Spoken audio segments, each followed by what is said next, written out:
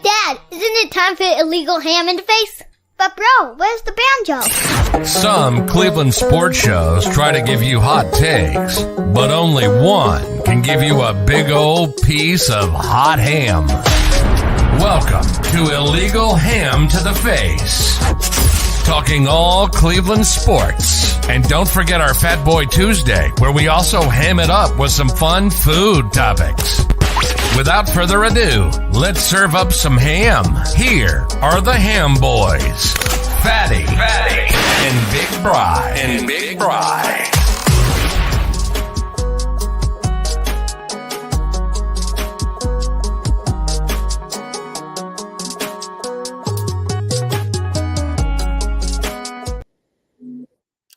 What's going on, everybody? I hope everybody can hear me right now. If you can, please give us a thumbs up in the comments there. Having a little technical difficulties on my side. But I am here. I am that fat guy. I am Jared Fatty Bates. And I have Big Bri here with me a little bit. He had a little glitch on his side, but we are Legal Ham to the Face. We're going to have a great show for you guys today. We're going to talk about the new Browns defensive coordinator, Jim Schwartz.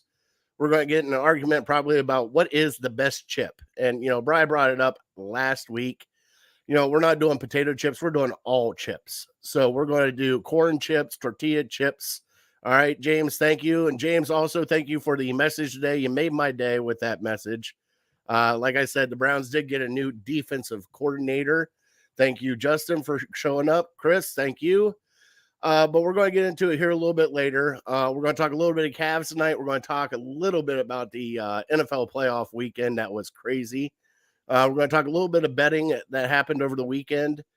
And then we're going to get into our Fat Boy Tuesday. What is the best chip? Now, I did have one person comment on what is the best chip. And he used to be there's Bri. Bri, are you listening to me now? Gotcha. Yep. I remembered I had trivia last second, of course. So I got it. No, you're fine. So we had, oh, geez. All right, so Justin, I'll ask that question right after this. But we had no, I lost all train of thought with that question.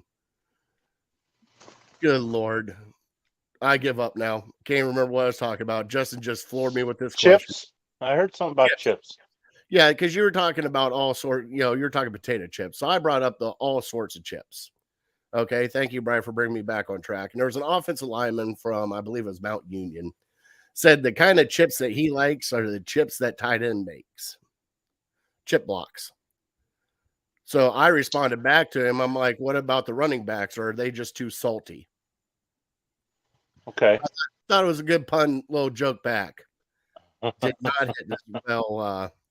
Bri, oh yeah. James said you need to clean your shirt, Bri. There's something on it. Just wait. You just wait. TV 10. Mm-hmm. Got a shout out. Well, now that he's retired and looking like an old man that he was last night, we'll get into that here a little bit. All right, so here's the question Justin brought up for us, Brian. I got it. What sound would a cow pig baby make if a cow and a pig could have a baby? I feel like it would still snort. It has to snort, right? Mm-hmm. That's what I would say. Now, would it squeal or would it moo?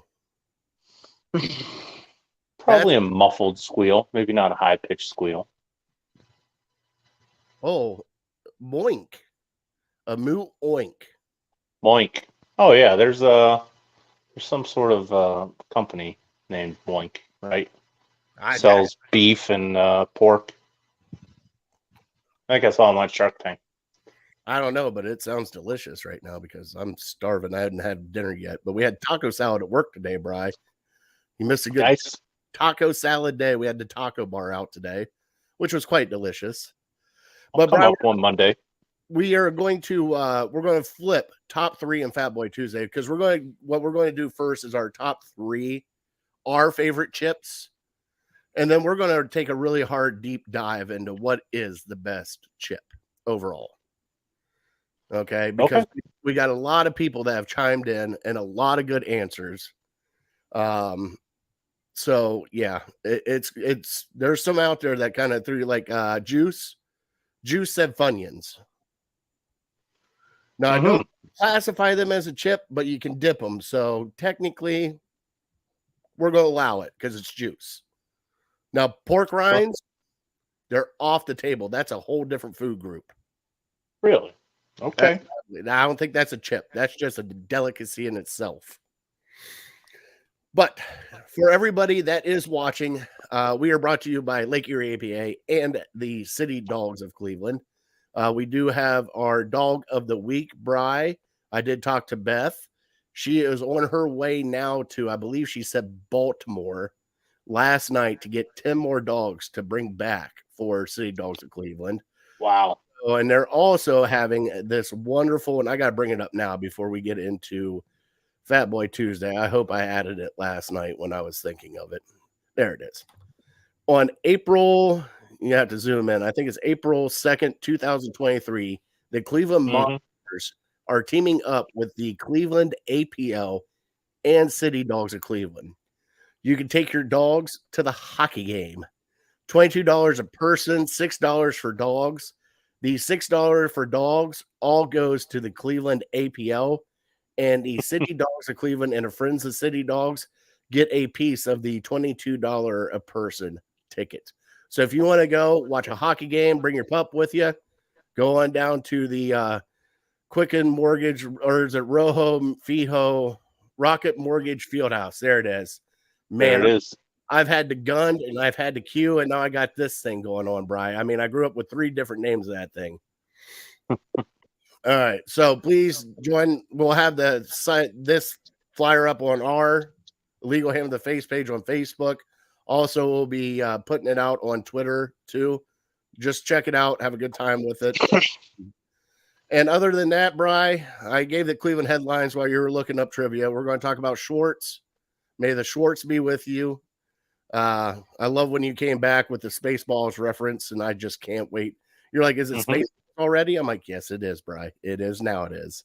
We're going to talk a little Cavs, a little NFL playoffs, and we're going to talk some betting here on the back end because I got a bone to pick with a certain star girl down in Dallas that I need to take out in the woodshed and smack the crap out of for a little bit. But we'll get say that. Why? I can't smack him? Stargirl. Oh, I thought you meant an actual female. No, I'm in a cowgirl. What do you want me to what do you call them? Cowboys, cowgirls, Dallas. You said Stargirl. I didn't know what you were talking about. Yeah, I was talking about the Dallas Cowboys last night. That yeah. The kicker. We'll get into that later. That guy needs to be caned in the streets right now.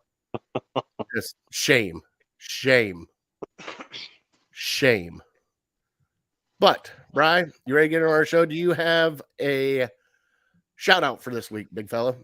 Yeah, there we go. Let's give James what he came for, and let me shout out TV10.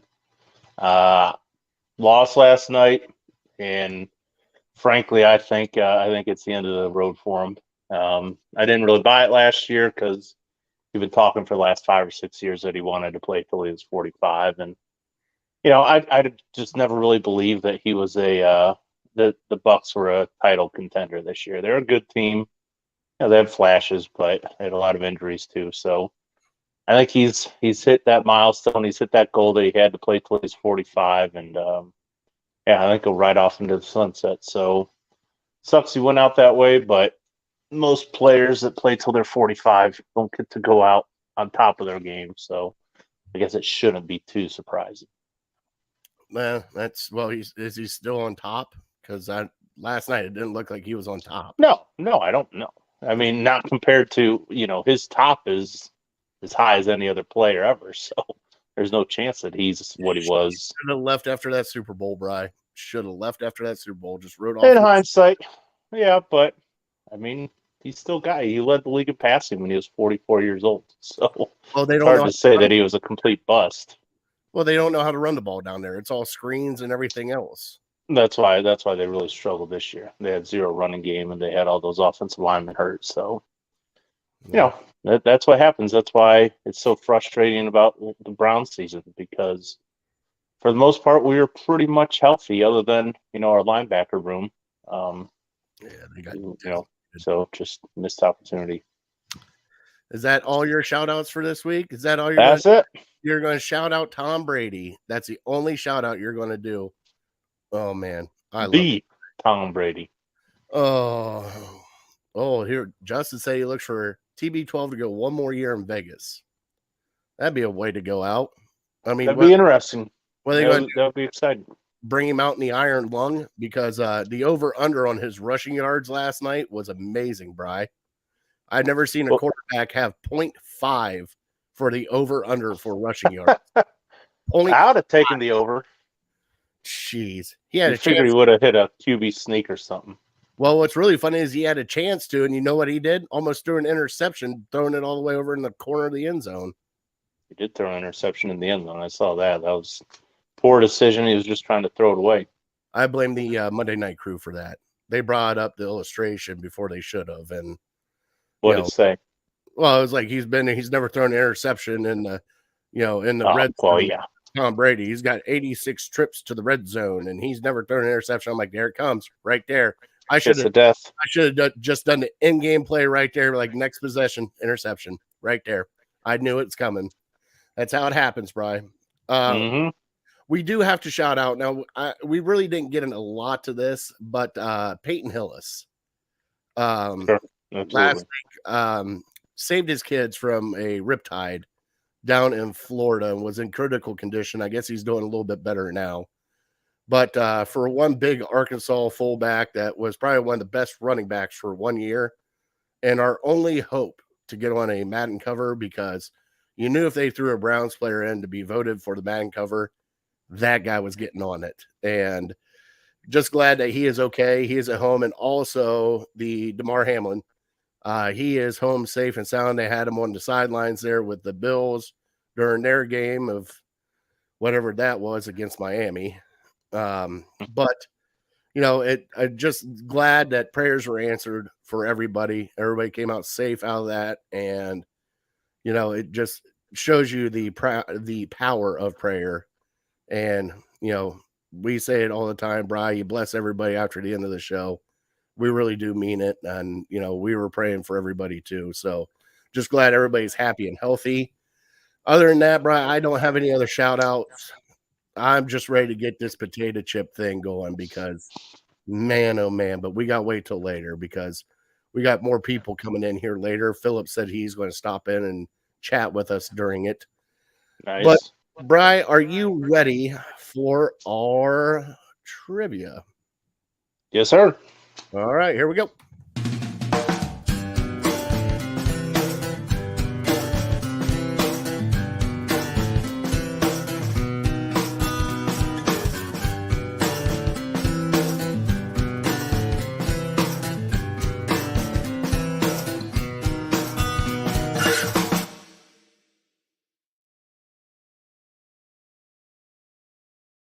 I always get the timing down on that thing. That's so wrong. But, Bri, as you see down here in the bottom as it keeps going, our trivia is brought to you by City Dogs of Cleveland. We've partnered with them now. This will be our 4th week with them. We love City Dogs of Cleveland. Love what they do. Like I said, Beth is on her way to bring 10 more dogs back to the shelter. And she asked me to do me a favor because she didn't have anything set up for us this week. But Maxwell, the dog that we had before, is still at City Dogs of Cleveland. So look at this pup here. Look at that face. You can't say no to that face, all right? He's a hypergenic between 2 and 3, loves to play, loves to jump. He's a little low rider. So if you want to meet him or would like a chance to talk to them about Maxwell, down at the bottom, I gave you their email address, their phone number, and a form for you to go and actually check out Maxwell. He is one of our this is the 3rd week we've had Maxwell. The other ones that we've had have been adopted. So, and there's been more adoptions every week. So, and also do not forget the April 2nd, 2023, the Cleveland Monsters are teaming up with them for a hockey game. You can bring your dogs to, have a good time. I've talked to the wife and the kids. Brian, we might be there. I was wanting to know if you wanted to go with me also. I like it. If I can bring Lily, I'm there. You can bring whoever you want to, bud. We'll have a great time there, all right? All right, so give me your trivia for today, big fella. Here we go. Okay, so it might seem like a long time ago, but we haven't had trivia since the national championship game. So I am going to take a victory lap because I state that the SEC is the best conference, and I don't take joy and pleasure in saying that. Obviously I'm wearing a Michigan shirt, so I'm a Big Ten fan, but SEC has won 13 of the last 17 national championships. 13 to 17. So I want you to give me the other four. What four teams have won it that are not members of the SEC in the last 17 years? The national championships or playoff? National championship. National championship. Last 17 years, not in the SEC. So there's four of them. There's four. All right. All right. I think I got it. Cool. That's a good one. And now, Bri, I know you say SEC is king and everything, and I get it. Georgia went out and just stomped a mud hole in TCU. But I got to tell you, Bri, it's a bad look for Michigan that Georgia went out and just blew them away like that. Like, I'm sitting there going like this. I'm like, well, at least Ohio State kept a close game to Georgia, but man, TCU just got annihilated. Yeah. I mean, it all goes full circle, Because Wow. Georgia dominated TCU. Mm-hmm. TCU beat Michigan. Michigan dominated Ohio State. And Ohio State hung with Georgia. So, I mean, it kind of depends on the day. I don't doubt that Georgia's a better team than TCU, but clearly TCU is not ready for the situation. And yeah, you're right. It makes Harbaugh look bad because you had a talent advantage over TCU and you couldn't get it done. And, obviously, like I pointed out a couple times, there's been a couple of plays here and there that just cost Michigan, not scoring a couple touchdowns and then throwing a couple pick sixes. So those really killed them. And, that's how football goes sometimes. If you make the big mistake, it's hard to overcome that. And yeah, Michigan, I don't know, I'm sure if you look at the numbers and stuff, Michigan might have had a better game than TCU, but I give TCU credit for making the big plays, the splash plays that decided that game. And yeah, 2 pick sixes in one game, you're gonna have a hard time winning it. Chris, I'm not going to bring that up because that kind of goes both ways for Ohio State and Michigan. So, I mean, that's a good question, but I'm not going to bring that up to Brian because it's going to make all of us look bad. Right. There's nobody who really looks, other than Georgia this year, nobody looks good. Because was TCU missing their starting running back, and I'm going. And he's is that why? That's his excuse for Ohio State losing? And I'm just sitting there going like that. I'm like, well, Michigan kind of was missing their starting running back. Oh yeah, that guy that probably should have won the Heisman. Yeah, he wasn't playing for Michigan. He wasn't going to win the Heisman. he absolutely was. If he had the games Donovan Edwards had against Ohio State, 200 yards rushing against Ohio State, there's nobody else that really was deserving of the Heisman. I mean, who even won it? Caleb Williams? Hey. Was he deserving? I don't think he was deserving. He had a chance to snatch it, and he lost to Utah. I think he could have gave it to a defensive tackle for all I would. Yeah, this would have been the year to give it to a defensive player or a wide receiver or a running back or an offensive lineman for all I know. But because there's no quarterbacks that separated themselves. Yeah, well, and also I got to before we move on, Brian, I got to congratulate you on your head coach coming back to Michigan with his tail between his legs because he didn't want to deal with Russell Wilson, didn't want to deal with the Carolina Panthers and what they got going on. And he saw Cliff Kingsbury in Arizona and said, I want no part of that. I'll just come back to Michigan now. I flirted with it. I put my name out there. I'll come back to Michigan. It's got to be nice to have a coach just teetering to the NFL whenever, the tide rises and it's just too much and he's just got to go. Yeah, I can't explain it. I'm not going to make excuses for Jim Harbaugh when when I said I wanted him out after 2020. But I'll say this: if that's the price you got to pay to go 23-1 and beat Ohio State twice in the last 2 years, then I mean, if he continues with that trajectory, I'm cool with it. But you slip up, you go back to your old ways. Yeah, I got problems with you. And now he's conquered the Ohio State dragon. Now he needs to conquer the bowl game failures. So we'll see. Maybe he continues to progress. But yeah, I don't like it. I'm not going to make excuses for him. I don't know what. Either stay with Michigan or go to the NFL. Make up your mind. But like I've said before, it's not like he's a great recruiter.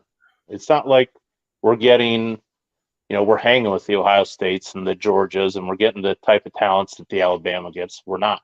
I mean, he's developing them, so I give him a lot of credit there, but you're not getting these superior athletes where a school like Michigan that has made it to the college football playoff 2 straight years should be getting those guys. But they don't know what Harbaugh's thinking, so they don't want to commit to a school where the coach might be gone mid-January, and then you're left dealing with whoever. Or the fact that he wears a onesie and he stays the night at your house so that he can recruit you. And I kind of like that. Milk out, trying to everyone needs an extra for Fortnite, so yeah, it might be a good idea. Sure, he was playing Fortnite when he was eating his steak and drinking his milk. Sure, Yeah. He loves that milk. Oh God, he loves something. Nobody claims that he's not a weirdo. Even Michigan fans will tell you he's a weird guy. Man. Something about that guy, Brian. We'll find out when they do the ESPN 30 for 30 on him, and it'll be like, geez, wow.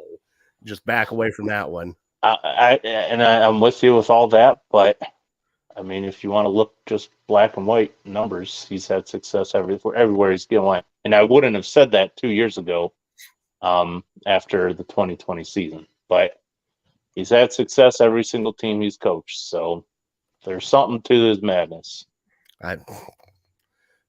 Lord willing, I don't know what it is. Mad scientist. We don't understand it. Somehow he's been getting it done. I don't know if he's the thank for that, or CJ Stroud is, or Ryan Day is, but I'll give credit to Harbaugh for now. Yeah, okay. And it's time for our Cleveland headlines.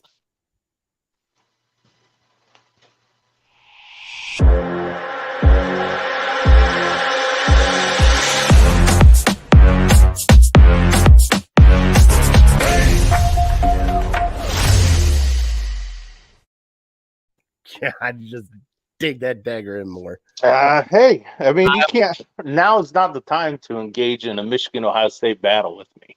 I know you are because just right now. I got 2 years of beat downs under my belt. Now, if you wanted to do it any of the last 15 years before that, that's valid. That's all right. I'll let you take it because you had about 10 years of me just blowing you up.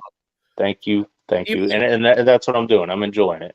Even the asterisks of the COVID year, we'll just throw it there. One team was ready. There was no game. How, is it over 1,000 now? 1,000 days since Ohio State has beat Michigan?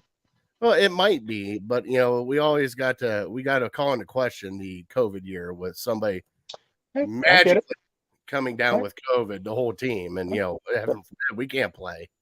As a Browns fan, I'm more than aware of hypotheticals to make myself feel better about my team. I got you. So what was your record that year, the COVID year? You only had like 2 wins, right? Right. That's why I want him fired. That's why I thought that they had no business bringing him back. Joe Milton, who might be somehow the starting quarterback of Tennessee next year, which I don't understand that, but it's got to be. He's like Stenson Bennett. He's probably like 27 years old. Probably. Chris said, he goes, I feel like I'm in a club when the headline beat comes down. Let's dance. Hey, that was one of the beats that I found. I'm like, yeah, it's going into the show. We got to have it. All right, Brian. So your Cleveland headlines. All right. Cleveland Cavaliers won last night up in Minnesota with one of our key pieces going out with a groin injury, which I got a big deal. I had Mitchell 30 plus, Garland 20 plus. Mitchell gets hurt. Of course, he gets hurt. What did he get? How many did he end with? I think 11. He left in like the second So, quarter. oh, he didn't come back? No, he didn't come back. He came back and sounded Really? in the third quarter, and that was it. So we don't know the extent. I don't know yet. I haven't checked it, but Cavs are still playing good. Mobley is starting to come into his own and actually playing really good, especially with Darius Garland. And you can't deny the fact that Jared Allen is probably one of the cornerstones of this team that most people don't talk about that a lot because he doesn't put up the super gaudy numbers, but he's like the Anderson Varejao of our team this year. Like he's a guy that just in the paint will hustle, do whatever he has to do. And speaking of Anderson Varejao, Brian, he's on the coaching staff of this Cleveland Cavalier team. So how you think the Cavs are doing now? I know it's going to be a big hit with Mitchell being out, and how do you feel about the Wild Man back as a coach for your Cleveland Cavaliers?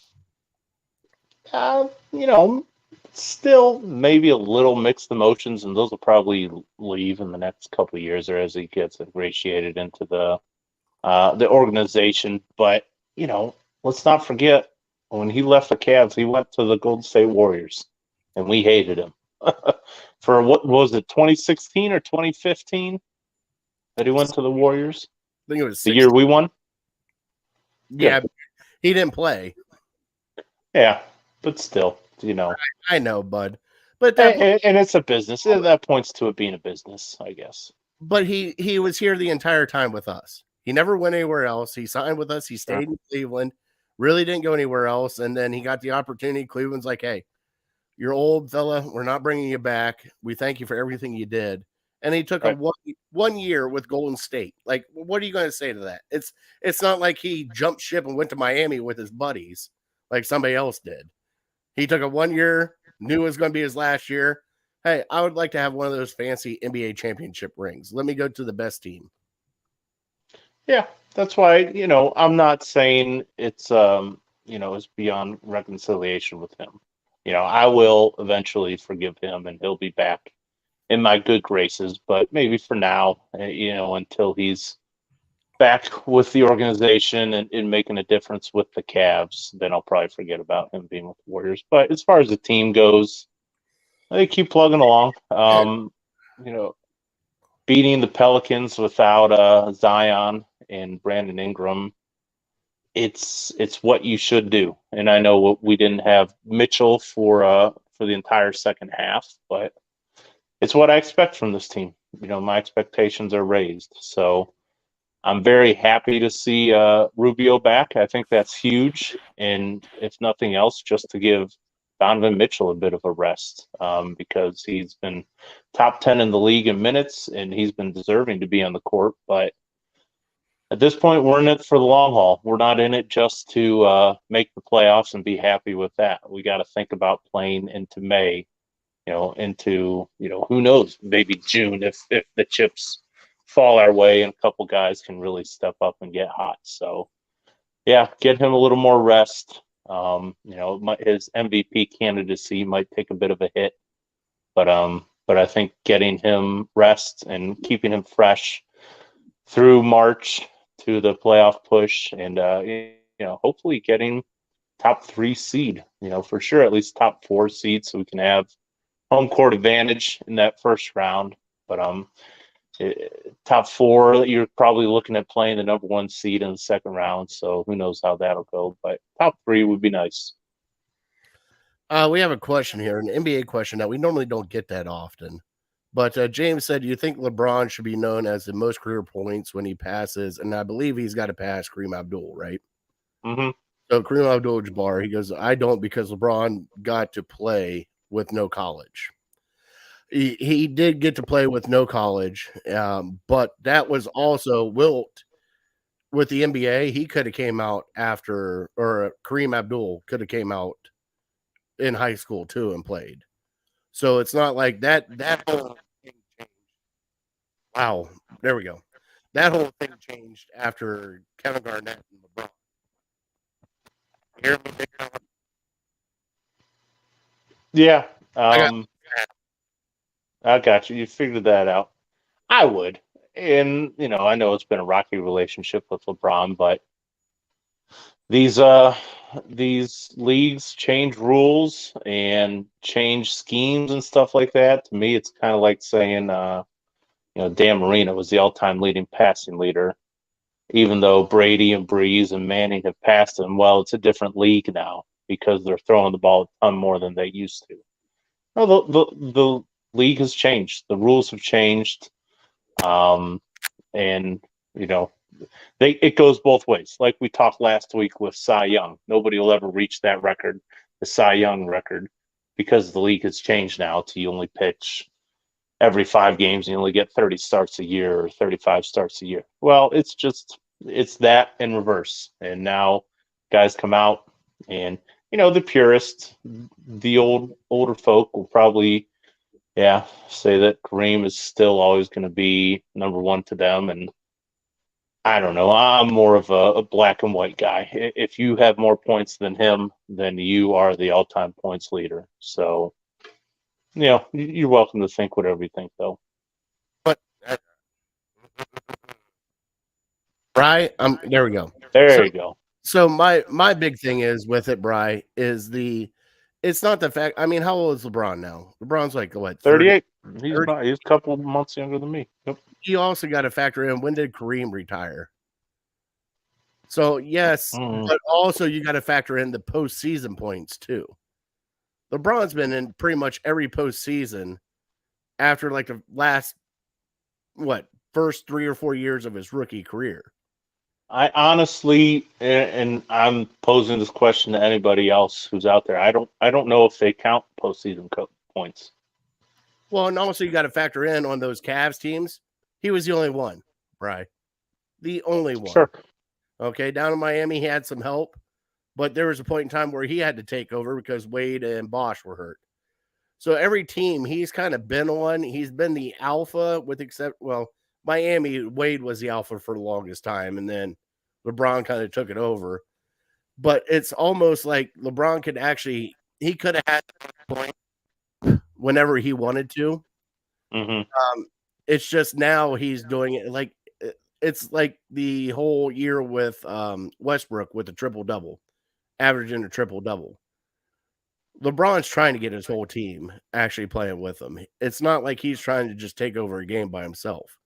Like, I feel like LeBron could have had, 80-point game if he wanted to, or a 70-point game. Like, I feel like he has those games in him, but he's not built that way for those games. You know what I'm saying, Brian? Like, he'll catch fire, throw up 50, but he also has 12 assists.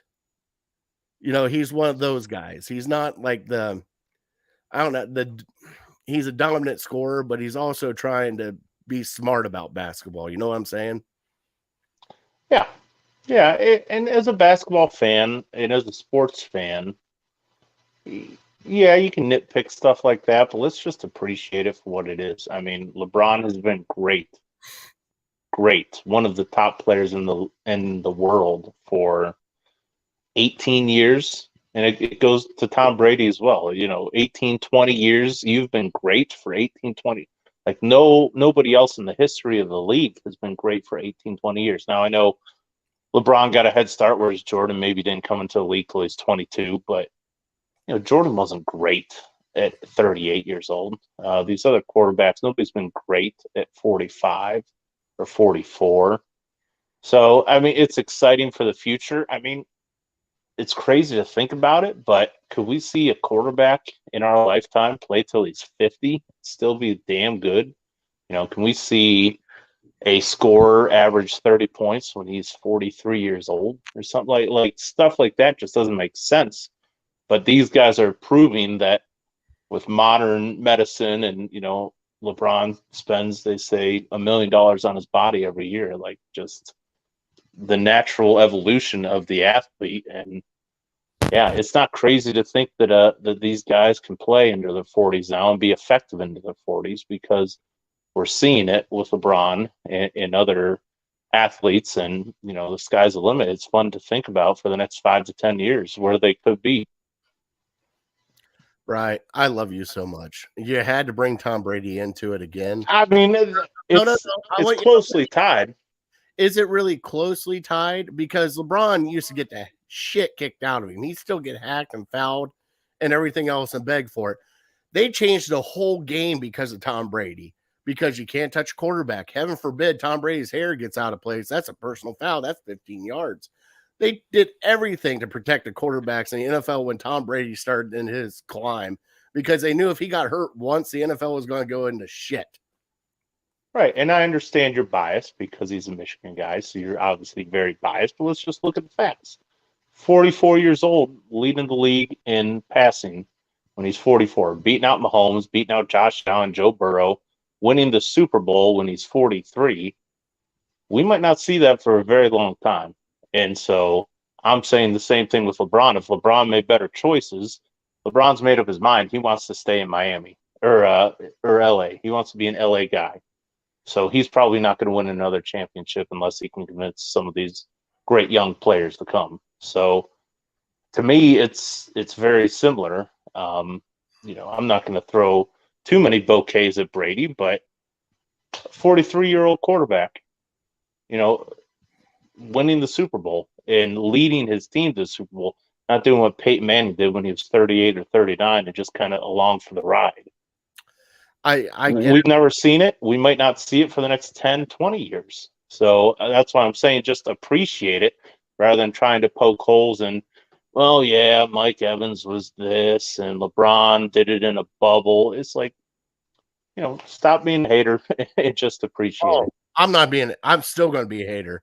I'm going to be. I know, and that's why I said, you're biased. You know you're biased. Oh, I know because Tom Brady's my trump card. Whenever I talk about how terrible the Ohio State quarterbacks are in the NFL, and I can throw Tom Brady in your face, and you have nothing to say about it, but and you get tired of that argument. So I understand where you're at. I'd probably be in the same way if the roles were reversed. You know something? It's not Tom Brady I blame. It's not the NFL I blame. It is the glass knee of Drew Bledsoe that I blame. And if Drew Bledsoe never got hurt, there would be no Tom Brady. There's part of me that thinks that maybe you actually believe that, your head. I do. Like he never would have got a chance, and he would just been like same with Joe. So you would say the same about Joe Burrow. If he just stayed at Ohio State, he would never have been a great NFL quarterback. Is that what it is? It's the same thing. You never get a shot at the place you're at. You never succeed. He got hurt. And you just fall by the wayside. No, I'm saying, what would have happened if Joe Burrow just stayed at Ohio State and never played college football? Well, guess what? Could won the Heisman, as a backup. Why not? Because he never played on the field. Who was in front of him? Justin Fields. Yeah, Dwayne Haskins. Oh yeah, he would have beat him out if he wasn't injured. That's why he transferred to LSU. Yeah, because he knew he wasn't going to play. So you're saying that if you're saying that about Tom Brady, you got to be saying the same thing about Joe Burrow, that he would have never been anything if he just stayed at Ohio State. Any quarterback. Now you're just going to get me heated. We're talking about because I'm winning the argument. I'm just saying if you have the same argument for Tom Brady, you have to have the same argument for Joe Burrow, and you're fighting. I don't give a shit about Joe Burrow. No. Winner. Oh my Lord. You're just going to take that. That's fine. By the way, if anybody wants to see that video, go to YouTube, type in, would Tom Brady be the best if Drew Bledsoe never got hurt? And it is probably one of the best things ever because Eli Manning would be the face of the NFL. And Mark Sanchez would be the quarterback of the New England Patriots and lead them to Super Bowls with Bill Belichick. I wonder if do you think our fans are like, what are these two boneheads talking about? They're arguing over stupid, dumb hypotheticals. The Browns just hired a defensive coordinator today. Right. Why aren't they talking about that? Right. It's our show. We talk about whatever we want to, and we do this all the time. All right, let's get into that, though. All right. There we go. All right. All right, I'll transfer over now. Now that I got all my hate out of Tom Brady. Yeah. All right, the Browns hired Jim Schwartz. May the Schwartz be with you. Now, Brian, last show we had, you said you wanted Jim Schwartz. You're very excited about hiring Jim Schwartz. He is 56 years old. He was a defensive special assistant for the Titans. He won a Super Bowl in Philadelphia with the defense there when Doug Peterson was the coach there. He was also the only coach in the modern era to take Detroit to the playoffs, okay, when he had Matt Stafford and Calvin Johnson and Ndamukong Suh. All right. Still think he got a raw shake there in Detroit, but that's okay. But he's coming with us now, Bri. And the one thing I love about this hire, Bri, now I was more of a Flores guy. You and I talked about that extensively because I just think more Flores would be more adaptable with the players, a little bit more, I wouldn't say buddy, but kind of understanding everything. But this guy is finally, I think, the guy that Cleveland needs on this defense because guess what? He's not going to put up with you being soft. He's not going to put up with a diva defensive end taking first and second downs off to pad up his sack score on third down. He is the kind of guy that is opposite of Stefanski that will get in your face and tell you you're doing wrong. And I think that's what this defense needs. He also is a very strong defensive line. He wants to rush 4, drop everybody else back. He doesn't blitz that often. He also stops the run. He has defensive tackles in mind. Look where he's gone. The defensive tackles that have been there with him have been some of the best defensive tackles in the NFL. So, Brian, I think they swung for the fences, and I think they hit a home run with this hire. What do you think, bud? Yeah, there's a lot to love about this hire. I mean, I was sick to my stomach just thinking that the Browns would do what the Browns do. I mean, Andrew Berry, Kevin Stefanski would do what they do and get this mild-mannered guy from Seattle, and I don't know much about him. Let's be honest.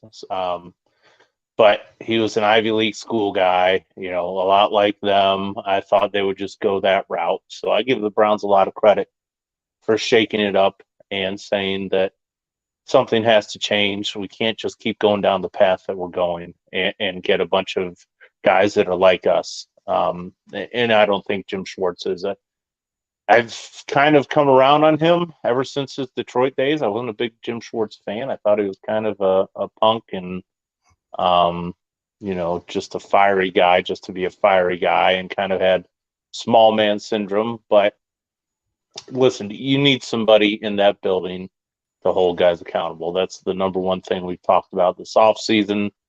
And so it would have been easy for them to just go the same way they've been going, but they shook it up a little bit. And I think Flores would have been a good hire. Obviously, he's a great X's and O's guy. He's a great defensive mind, and he's a leader of men.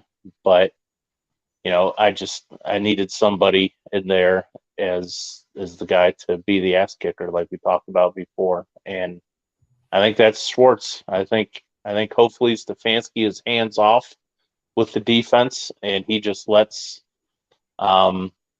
Schwartz run this defense like it's his own personal unit, and he doesn't have to answer to anybody else. And so he hopefully knows that is supposed to be his role now. Like, this defense is very talented, and we have a lot of guys making a lot of money, and they just, for whatever reason, have underperformed, whether it be communication, lack of communication, just guys not caring as much, guys thinking that they can just be a starter on an NFL team and tell all their friends how cool it is and look at the millions of dollars that I'm making, and just kind of go out there every Sunday and just kind of put forth a half-ass effort. And I'm telling you, I don't think Jim Schwartz is going to put up with that. So that's something to be excited about as a Browns fan heading into next year, that he's going to whip these guys into shape, because they should be a top 10 defense. They have the potential to be a top 5 defense. And now we just need some leadership and some motivating factors on the defensive side to get them going. Craig said here he has been a top 5 defense everywhere he's been in DC. And he really exciting to hear. And he really has. And the thing I really like about this, Bri, is there's not going to be that much zone anymore.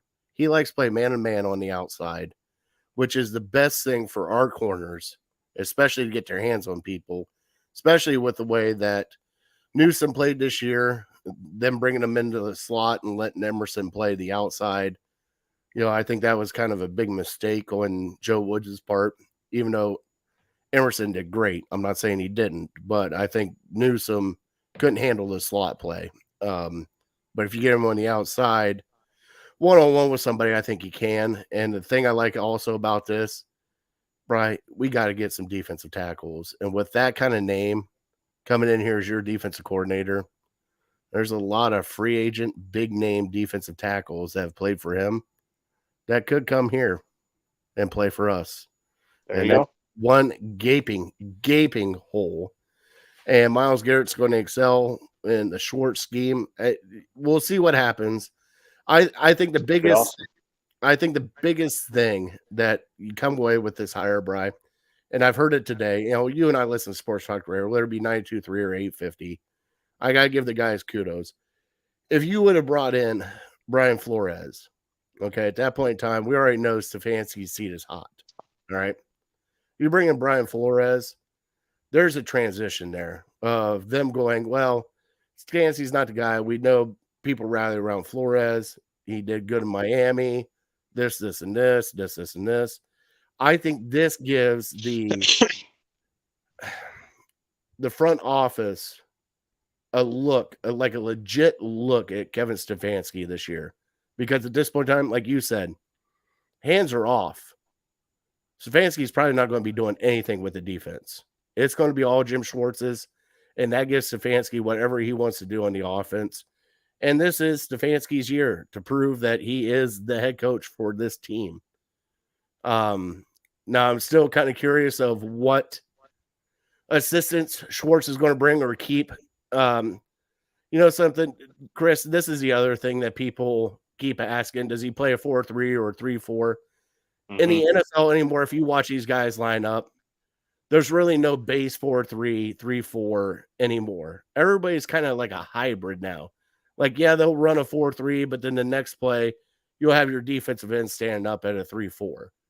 Like, it's weird because the concepts are so different now from what they were 10, 15, 20 years ago that we used to be like, oh, man, we need a 3-4 in here because we need a linebacker and, we need 2 outside linebackers and 2 middle linebackers. It's not that way anymore because everybody's kind of the same size, and the athleticism has kind of came to with everything with linebackers and defensive ends. So it's kind of the thing is, though, is he's never had small linebackers. His linebackers, 250 plus, buddy. He wants to meet Mongols in the middle. So I want to see how he's going to coach JOK. How he's going to treat our safeties, which are smaller safeties. See what he does with them. But I'm really excited to see what he does with our defensive tackles because I think that is where we need the most work on this team is defensive tackles. That's the next step. That's, just because we've hired a former NFL coach, a guy that we're all happy is here with a lot of experience, and he's been in the league for a long time.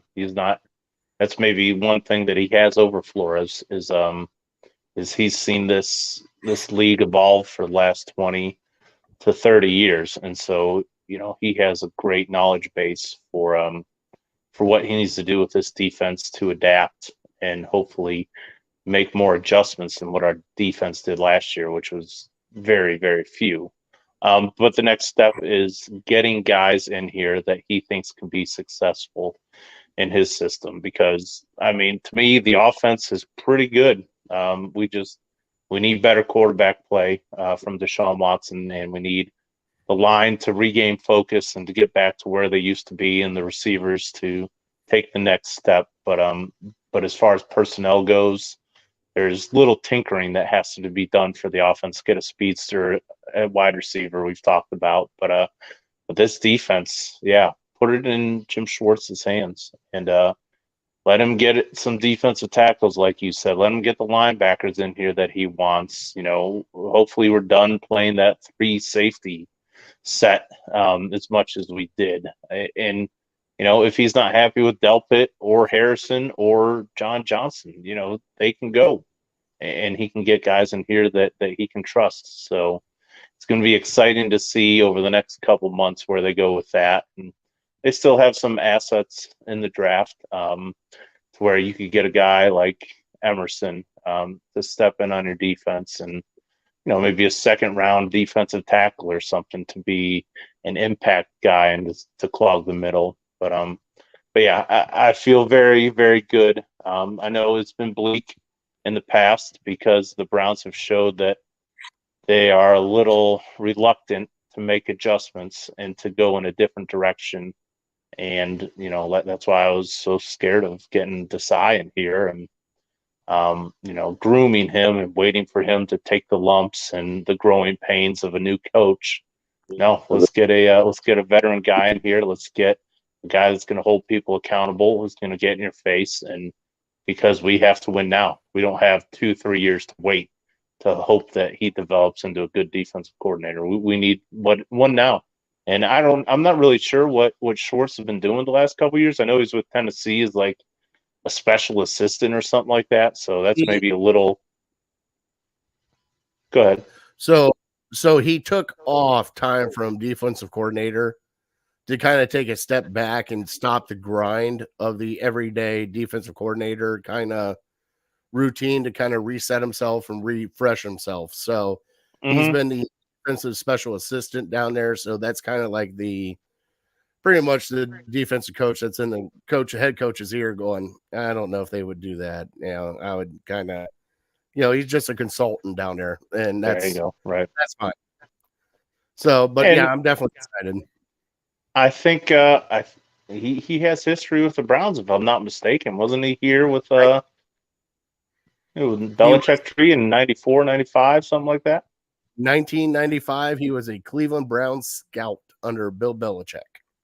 And he went to Baltimore and started over in Baltimore with the linebackers coach and all that. And that's how he got his start.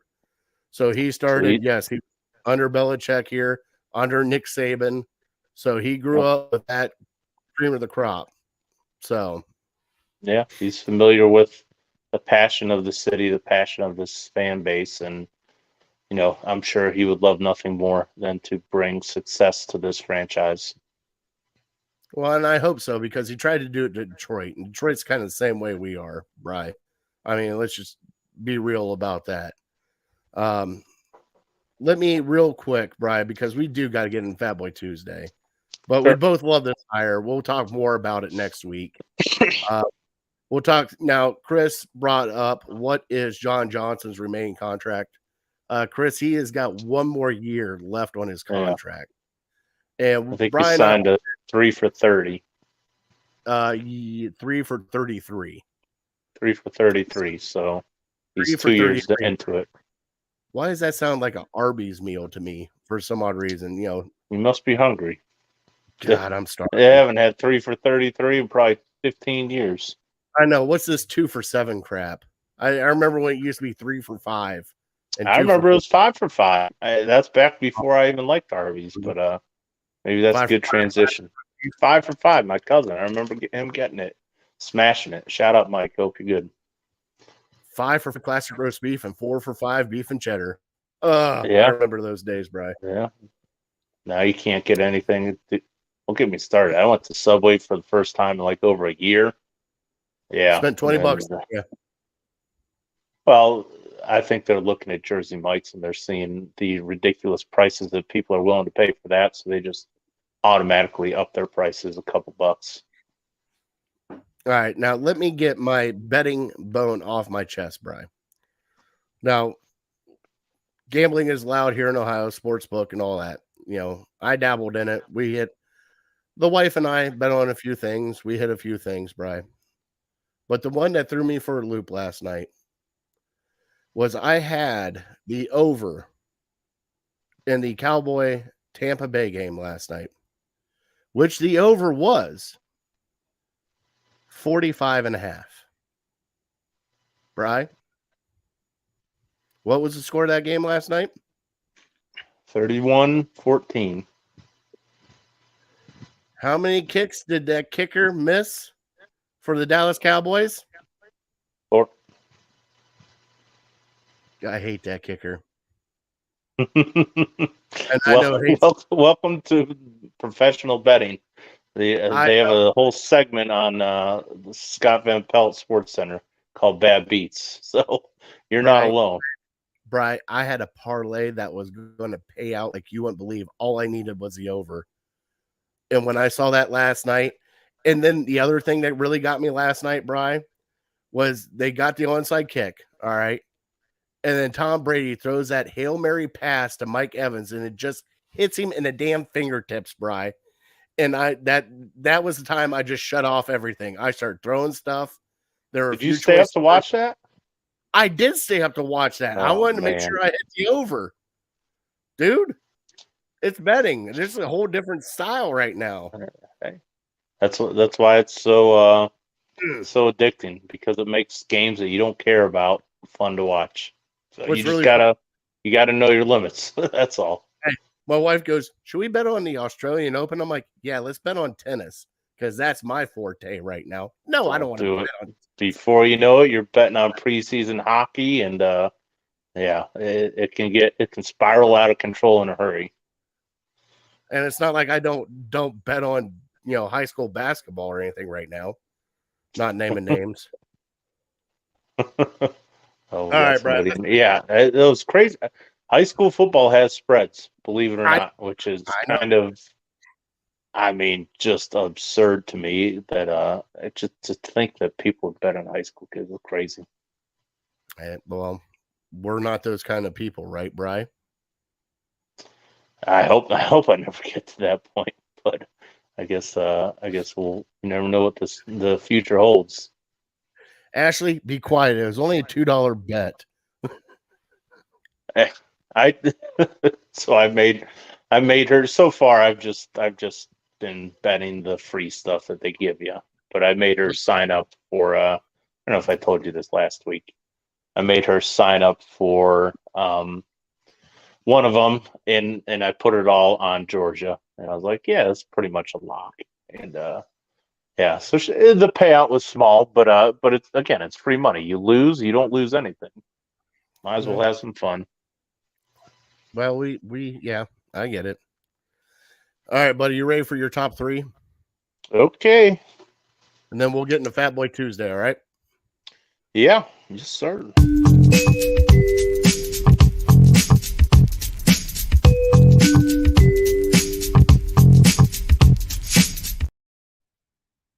Now we're flipping this around because we are going to get into chips here a little bit, because we had people from Twitter, Facebook, friends, family, everybody has chimed in on chips, dude.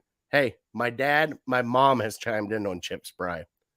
Okay. We are getting ready to get into chips here like you wouldn't believe. Now, I expanded what that list was that guy gave us, which you said, well, they're not all potato chips, okay? And I'm sitting here thinking in my mind, what is a true best potato or best chip, hands down? Whether it be a corn chip, tortilla chip, potato chip, whatever it is, hands down the best chip. All right. But I want to get our top three favorite chips, Brian. Okay. Before we do it. All right. So I will go first. My number three, Brian. I don't know what it is about them, but you give me a can of Pringles, and whether it be the barbecue or sour cream and onion, I am just crushing that whole thing. I don't know what it is about Pringles, especially when you get your hand stuck in it and you got to start breaking the chips at the bottom and drinking them like they're a tall boy. You got that. My number two, Bri, is a Lay's barbecue chip. Plain barbecue Lay's. Just straight plain barbecue Lay's. Really? Okay. All right. Now, and this is the one I'm going to vouch for. My number one chip, Bri, and I believe it goes with anything and everything. The original Doritos nacho cheese. Disappointing. That's fine. You could say that. Now, Cons, very boring. But Cons has made my honorable mention. Like everybody has, they're like those chips. I I love cons. Right. But I'm going with like the best chip overall. So give me your top 3, bud. Yep, I got a top 3 here for you. My number 3 is jalapeno kettle cooked chips, and I think I'm going Lay's. You're going late. Mrs. Yeah, Vickers? yeah, Vickers isn't bad. The problem with Vickers is I only get them in those teeny tiny little bags, so it's like Where you get 4 I'm chips. always left unsatisfied. I've never seen a giant bag, but any sort of jalapeno kettle cooked is going to be good by me. And my number 2 is Cool Ranch Doritos. I think they are by far superior to the nacho cheese Doritos, but I'll agree with you that more people probably like the nacho cheese ones for whatever reason. I'm a Cool Ranch guy, so that's number 2. My number 1 we've talked about before. It's been a while though. The Grippos barbecue, which are kind of making their way more towards Northeast Ohio. I think they're a Cincinnati chip. But yeah, that's been my favorite since my cousin introduced me to them a while ago. Shout out to Chris. Thank you for that. And I'm with you though. You're starting to get me on the cons train, like I said last week or 2 weeks ago. The cons sweet heat is also very good. So similar too. So that's my top 3. All right. So now we're getting into Fat Boy Tuesday, and I got to play it because I just love hearing the Fat Boy Tuesday sounder. And now it's time for Fat Boy Tuesday. Now, Fat Boy Tuesday, which that was Bob from Millersburg that did that sounder from us, and I can't thank Bob enough. Mm-hmm. All right. We're already starting to get thumbs up for Fat Boy Tuesday, Bri. Here we go. Now, this is on Twitter. Right. I put out for Fat Boy Tuesday this week, we were doing what is the true best chip. All right. We had 7,612 views of this tweet, Bri. 7? Wow. All right. Here we go. First one, all dressed. You ever had the all dressed chip? I have. I haven't. They haven't been around in a while. They're the Ruffles, I think, makes them, but I haven't seen them in a long time. That is Cam from Canada. We have they're Canada. They're big in Canada. Brown Spider. You remember Brown Spider? No, I've never heard of Brown Spider. The one at the tailgate with the glasses. One of the super fans. Oh, okay, gotcha. He has the Tostitos hint of lime. So that's on my honorable mention. I'm with him. All right, here we go. Zapp's Voodoo chips. Yep, also on my honorable mention. Really good. Very close to cracking my top 3. Let's see here. Bill, Cape Cod kettle cooked chips. Yeah, really good. Now, Nick Wilson, who has been on this show, Bri. Cheddar and sour cream Ruffles. Yeah, they're very, very solid. I think they're honestly, those are kind of like the tailgate chip that you pick up. And I've done it several times. When you're going to a tailgate with 10 plus people, everyone's going to be satisfied with that buy. We had Tailgate Fantasy Sports chimed in with Cape Cod salt and vinegar chips. Okay, I can get down with that. All right. Jacob Roach chimed in with Cheetos. Now, would you consider Cheetos a chip, or is that kind of like a puff? I don't know. I guess I don't have a strong take. I could be talked into either way. We'll allow it. Yeah, if you want to it's technically not a potato chip, but if you want to broaden it to snacks, Lay's snacks, which are pretty much all chips, I'd be fine with that. Same with Juice's Funyuns. Okay, that was the next one. Let's see here. Atticus Chubb Lovecraft, which is on Twitter. Utz crab chips. Now, I've never had those. No, neither have I. I've seen them, though. And Utz makes a solid chip. I got their sweet and smoky barbecue, I think, on my honorable mention list. All right. And then we also had another voodoo chip chime in here. Okay. Mm-hmm. Now, the quote retweets. Kyle said barbecue Grippos. That's number one. Yep. Had another Grippos in here. Just said Grippos. I'm Not saying anything telling you. else, but just Grippos. Yep, that's the original. Top Dog Tailgate chimed in with Snyder's barbecue chip. Yeah, I had the sweet and sassy down, which is basically like a barbecue, but yeah, really good. Now we are getting into the family. All right. My wife, Ruffles. Original. The original Ruffle chip. Okay. My wife likes original Lay's, which is, I find appalling. All those choices and you go original. I know. Charlie John, Lay's barbecue. Solid. Alexander. Now this one's going to throw you for a loop. Cheddar. Just a cheddar chip from, I think is it cheddar and sour cream from Lay's? They might just make a cheddar chip. I'm not sure. Cheddar. Okay. We had my dad. Salt and vinegar chips with chocolate milk. Really? Never heard of that combo. I'll have to try it. I never did either. And I asked him and I said, Dad, why you do the salt and vinegar with the chocolate milk? He goes, because you really get the salt and then you get the sweet with the chocolate milk. And I said, sure. Okay, I'm not going to judge you. Not going to judge you, Dad. All right. We had another one. Chili cheese Fritos have hit. Literally just wrote it down. All right. That was another one that hit the board, right? The barbecue. Have you ever the barbecue Fritos? They're coming back. Not the honey barbecue. Not the honey twist. Those are good also. I'm not a big fan of the twist, but now they got regular barbecue Fritos. We had an Uncle Ray's hit the list, right? Now, if you guys don't know what Uncle Ray's is, I think we bought them at Save-A-Lot here in North Olmsted, but they closed the store. But I think they're like a Save-A-Lot brand. Unreal. Okay. Can't go wrong with them. We also had Cons came in, of course, for Justin. It had to be Cons. Which, don't get me wrong. He had the cinnamon last time, the cinnamon sugar potato chip. But I want to give you my reasoning for the Doritos of being the best chip overall, Brian. Okay. Now, you ready to get into this argument?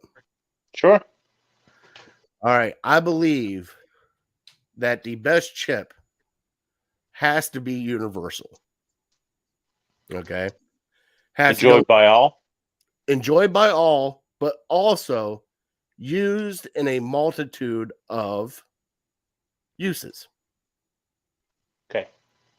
So, with the Doritos chip, you can make a taco salad. It goes with any dip that is out there. Whether it be French onion, buffalo chicken, you could dip that in anything you want to dip it into, Bri. And also, it goes with any sandwich combination that you have. Now, I was going to go with barbecue chips because barbecue chips kind of go with anything, right? Like there's times you can't just do it like a regular Lay's and it's just like, no. You got to have a little bit of flavor. So that's why I said, like, for me, I love barbecue chips with like my turkey sandwiches. I don't know why, just how I am. But I truly believe that the Doritos nacho cheese chip, not the spicy, not the Cool Ranch, the nacho cheese, goes with anything you could throw at it, Bri. Buffalo chicken dip, taco dip, any kind of dip that you want. Chili cheese dip, you could use Doritos instead of Fritos. You can use Doritos in a multitude of things, and that's why I believe Doritos is the best overall chip. So I think that's where our lists differ. I think we were not on the same page. My list is me personally. What are my favorite chips? It sounds like you're making an argument for the best overall chips. Okay. Is that right? Is that correct? I mean, that's what I'm trying to do, but what's your personal favorite chip? My personal favorite chip would have to be, and I don't get it that often, would have to be the Conn's barbecue chip. Regular barbecue? Regular barbecue. The reason why is you get some of these barbecue chips that have a little bit of seasoning on them, but then not all over the chip. When you get a Conn's barbecue chip and pull it out of the bag, Bri, that thing is red all over. There's not a seasoning missing on any of these. All right. Mm-hmm. Second, and I'm huge on this one, anything salt and vinegar. I love salt and vinegar chips. It reminds me of going to the fair and getting the fries with the malt vinegar and the ketchup and everything all over. Just something about it. But like, I believe that is my overall number one chip is Conn's barbecue chips. Okay. I like it. There's a couple more that maybe you haven't had, but I wrote down on my honorable mention list, and a couple of them are Utz.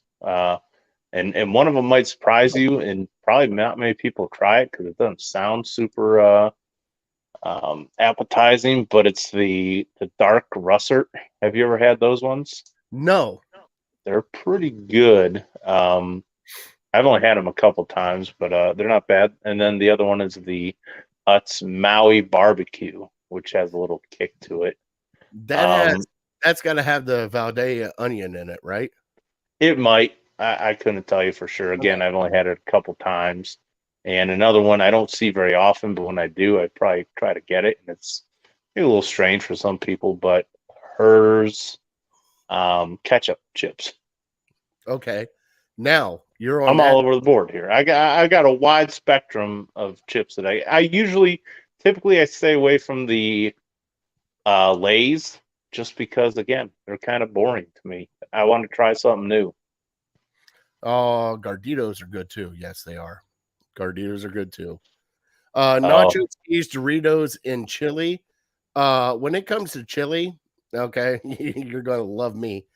I make a thing called Frito pie, and I either use the chili cheese Fritos or regular Fritos, or every now and then, if you guys have never tried this before, it's a little different than the oyster crackers. I have done the goldfish crackers in my chili. Oh, yeah. Okay. That sounds good. Now, also, Brian, the other one I wanted to bring up to you, and it's a chip that doesn't get a lot of play with it because it's not that, it's one of those ones you look at it and you're kind of like, I have tried the Doritos dill pickle chip.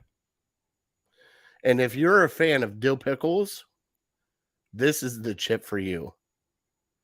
Oh my Lord, it was really good, Bri. And normally new? I've never seen it. Dude, I went to the Dollar General here on my side of town, right?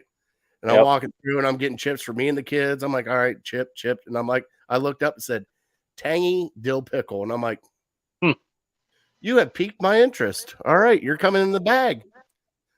Took them home. Bri, amazing. I mean, it's just, they have enough dill that you can like taste the dill pickle, but it's not overpowering of the chip. Like, it's not so much flavoring that it kind of gets it. Just, you know how you get like an over flavor and it's just like, too much. Mm-hmm. Too much. It's not too much, Bri. It's not enough munkin', as the boys would say on 92.3. Is it too much munkin' or not enough munkin'? Is that reference to Todd Monken? Todd Monken. Yeah, I think Doritos is underutilized. They need to come out with more flavors. I used to love, this is back in my high school days, they had like a bold barbecue that was really good. Now, do you remember, and I want to bring it up because I haven't seen them in a very, like tater skins.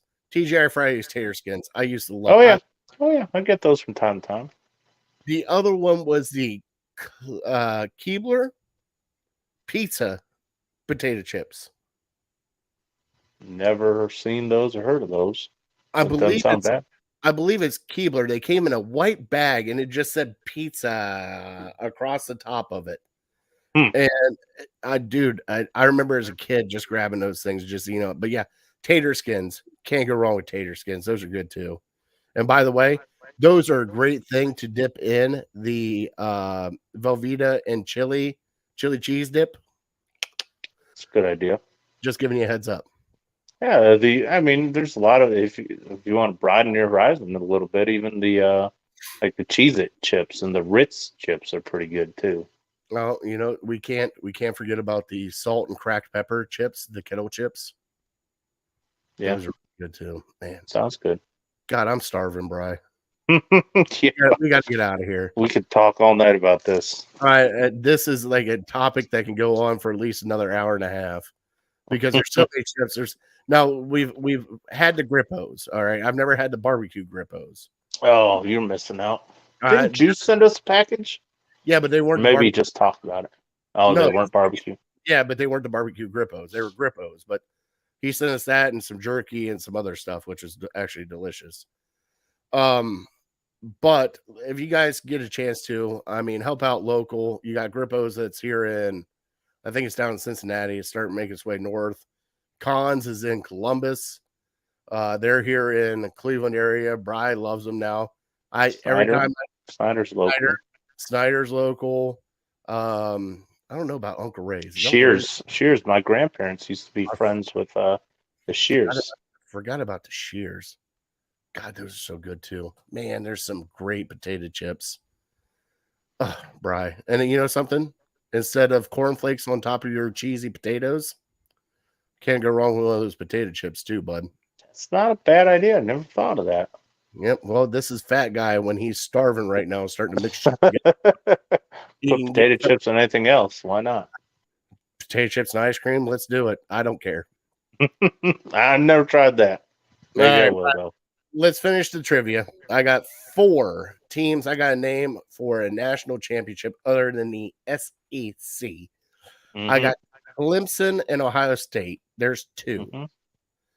Oklahoma is not one.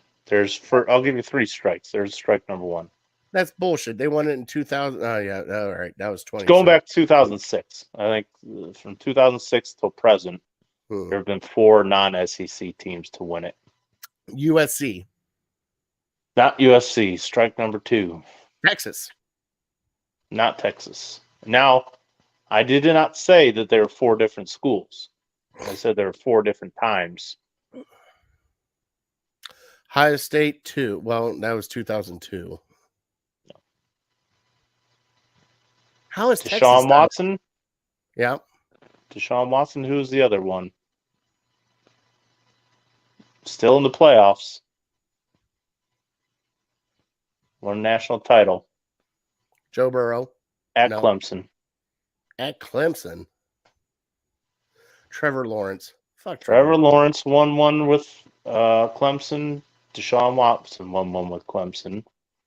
And then you had your Ohio State one. This other one might be a little tricky. Florida State?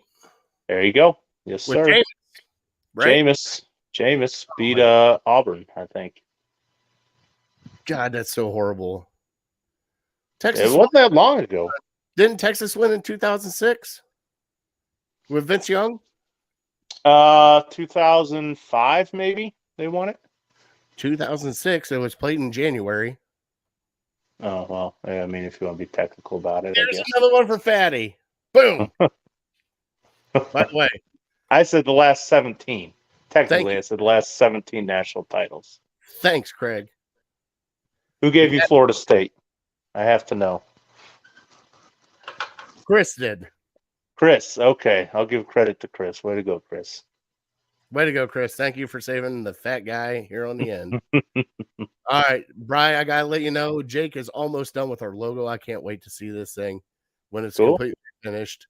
All right, we'll be unveiling that here soon. We definitely are Legal Ham to Face. Thank you guys so much for watching. Please, friends, family, everybody else, share this out. Have people subscribe to our YouTube, Facebook, and Twitter pages. It helps us out a lot, especially with fundraising and also with sponsorships.